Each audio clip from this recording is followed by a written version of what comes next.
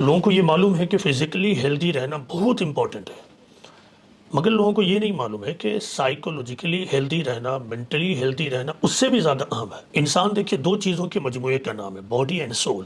تو انسان کو چاہیے کہ وہ اپنے مینٹل ہیلتھ اور سائیکولوجیکل ہیلتھ سے بہت زیادہ اویئر ہو اور اس کے امپورٹنس کو سمجھے، تبھی یہ ممکن ہوگا کہ وہ موجودہ دنیا میں ایک سکسیسفل لائف گزار پائے گا، successful, impactful and influencive life, plus peaceful and stress free and enjoyable life, وہ لائف جو خود کے لیے بھی برڈن ہو جائے، وہ ڈیز اینڈ نائٹس جس کی تکمیل پر آدمی خود کو کوسے، وہ کوئی زندگی نہیں ہے۔ زندگی وہ ہے جب کہ صبح اور شام کرنے پر آدمی خود میں ایک فلفلمنٹ کا احساس پیدا کرے اور محسوس کرے۔